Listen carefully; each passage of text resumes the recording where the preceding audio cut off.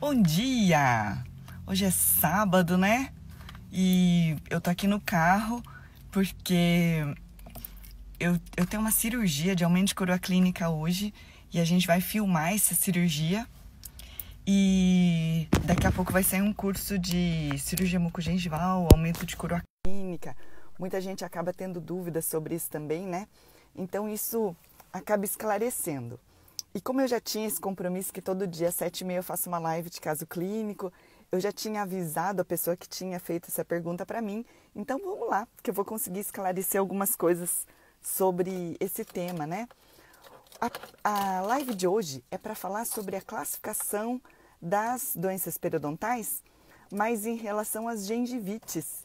Então, quem tem alguma dúvida sobre gengivite, sobre o que ficou definido sobre as classificações periodontais em relação às gengivites, é isso aqui que a gente vai falar sobre hoje. Agora, aqui tem uma coisa bem bacana que acabou mudando na gengivite, porque quando fizeram essa classificação das doenças periodontais, eles acabaram mudando um monte de coisa para conseguir facilitar o entendimento. Uma das coisas é entender assim. Na outra classificação, eles classificavam gengivite ou periodontite. E nesta classificação da doença periodontal, acabou ficando muito mais fácil de entender algumas coisas, porque eles passaram a entender a saúde. E essa tal de saúde periodontal acabava dando muita confusão. Por quê? Porque, por exemplo, pensa numa pessoa que teve doença periodontal, teve perda óssea. A pessoa que teve doença periodontal teve, e aí, é doença ou não é? O fato da pessoa ter tido e ter perda óssea significa que seja doença ou não tem doença? E aí chega assim o paciente que passou pelo dentista e ele olha aquela perda óssea e o paciente chega para mim falando assim: doutora, eu fui lá no doutor e o doutor falou assim que isso daqui um dia todos os meus dentes vão cair. Como assim todos os meus dentes vão cair? Porque a pessoa tem uma perda óssea. E o que significa essa perda óssea? Então, segura aí para a gente conseguir entender claramente. A nova classificação separou em grandes grupos. Um grupo é saúde e um grupo é doença. Hoje eu vou falar sobre saúde. Então, por exemplo, o grupo de saúde periodontal ou saúde gengival, é a gente olhar para aquele periodonto, não tem perda óssea, não tem sangramento à sondagem quase. Seria mais ou menos um sangramento à sondagem de até 10% de sítios com sangramento à sondagem. Então, eu sempre falo para todo mundo, gente, tem que sondar tudo. Sonda tudo. Mas eu falo para o paciente que tem que ser 0 sangramento, tá? Mas cá entre nós, até 10% de sangramento está normal e até 3 milímetros ou 4 milímetros, como eles já estão considerando, tá tudo ok, de profundidade de sondagem. Isso é saúde gengival ou saúde periodontal. E já entendido o que é saúde, a gente tem o pessoal da saúde que teve perda óssea. Quem já teve perda óssea, olha essa, adorei essa nessa nova classificação. Quem já teve perda óssea se chama tecnicamente de periodonto reduzido. O periodonto reduzido é um periodonto que perdeu um pouquinho. Mas a gente pode ter alguém que tenha perda óssea, traduzindo em termos técnicos, periodonto reduzido, mas que tenha saúde. E essa pessoa, ela pode ser uma pessoa, pensa num idoso de mais ou menos 60 anos, 70 anos, 80 anos, ele já teve uma perda óssea fisiológica. Esta perda óssea, chamada fisiológica, é uma redução do periodonto. Não sei se vocês sabiam, mas todo mundo vai ter um pouquinho de perda óssea e isso é natural, isso é fisiológico. E alguns mais, alguns menos, alguns com alguma doença sistêmica ou não, mas todo mundo vai ter um pouquinho. E todo mundo tendo um pouquinho, essa pessoa pode ter perda óssea, se chama periodonto reduzido, e ter saúde. Então, o segundo grupo é saúde no periodonto reduzido que é quem já teve perda óssea, local ou generalizada, não importa, mas que isso daqui tem sangramento à sondagem em menos de 10%, então tem que sondar para saber, né? Até 10% é normal, mas eu não falo isso para os pacientes eu falo para todo mundo assim, pessoal, é zero sangramento, normal é zero sangramento. E a gente pode ter uma pessoa que não tem periodontite, que são esses idosos, mas a gente tem uma pessoa que tratou a periodontite e está estável. Pergunta boa aqui, periodonto reduzido e imobilidade tem solução? Depende, sabe por quê? Olha que pergunta boa, sua pergunta é tão boa, vale uma live, viu, Carol? Vamos ver se a gente, isso daqui precisava de um caso clínico. Se tiver um caso clínico, manda para mim que a gente faz uma live só disso. Quando a pessoa tem periodonto reduzido e tem mobilidade, a mobilidade ela depende de várias coisas. Por exemplo, tá com mobilidade por quê? Pode ser porque a pessoa tenha poucos dentes na boca e tem poucos dentes na boca e tem trauma. Então, assim, se tem poucos dentes na boca, tem pouco dente, pouco osso e essa turminha está sobrecarregada, vai ter mobilidade. Tem alguma coisa para fazer sobre essa mobilidade? Não tem muita coisa para fazer. Ou vai fazer uma PPR, ou a gente vai fazer uma contenção ou uma splintagem e essa splintagem meio que vai ser para sempre. Ai, mas como para sempre? Para sempre. Porque é pouco osso para segurar muito dente. E não é isso que vai condenar o dente. Eu tenho pacientes que fazem essas contenções, está muito explicadinho, ele vai voltar para manutenção, porque o que não pode é colocar a contenção e dizer para o paciente que esse é o tratamento. Este não é o tratamento, splintagem não é. Ele tem que estar sob manutenção periodontal, vai reter mais placa e ele tem que fazer a higienização com a escova interdental. Mas o paciente tem poucos dentes na boca. Então, por exemplo, essa paciente que está na minha mente, tá? Ela tem aqui uns 4 dentes num lugar, tem um canino, aí não tem os prés e tem um molar. Pronto, tá tudo solto. Esse canino, ele tá sofrendo. O trauma também causa essa perda óssea e mobilidade. O trauma não causa perda óssea, mas o trauma pode aumentar a resposta inflamatória e a resposta inflamatória pode causar perda óssea e o trauma ele pode dar mobilidade.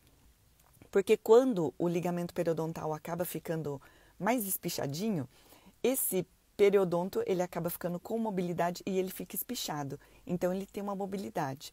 A primeira coisa que a gente tem que fazer é resolver a causa. Qual que é a causa? É o trauma.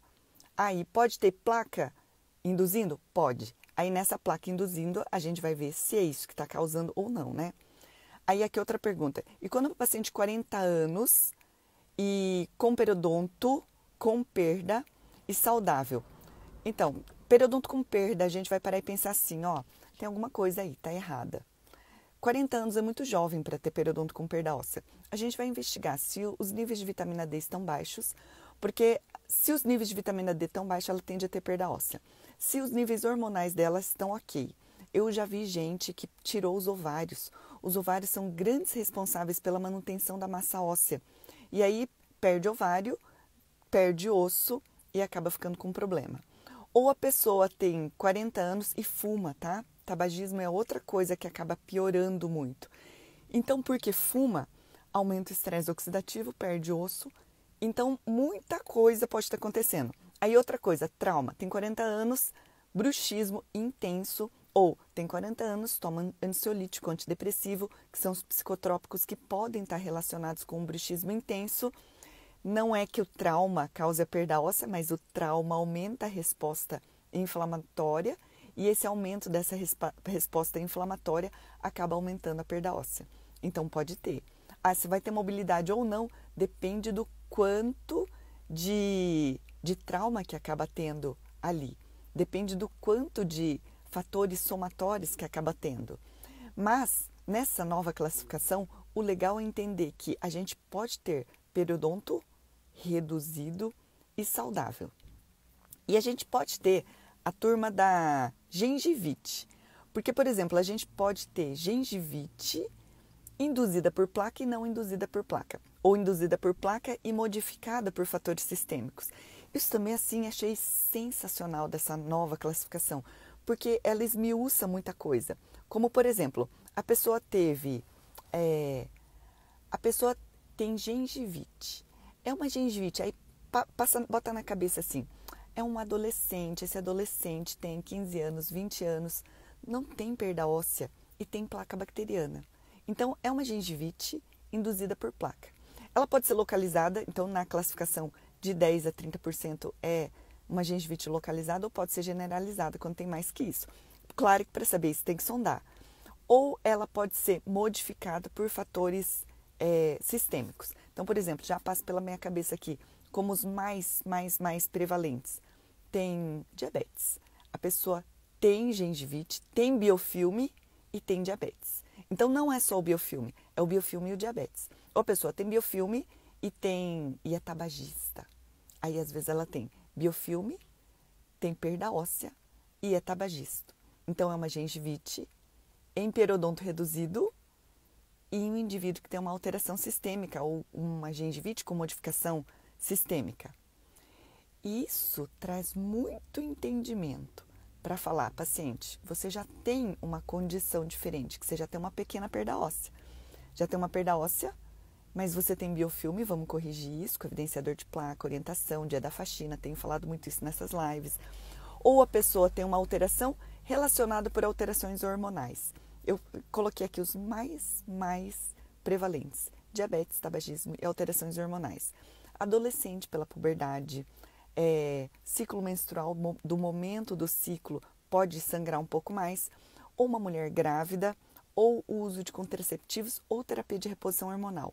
Tudo isso pode estar modificando para sangrar um pouco mais. Então é assim, pode ser gengivite sem perda óssea ou gengivite com periodonto reduzido. Então assim, mais de 30% de sangramento à sondagem na boca, gengivite.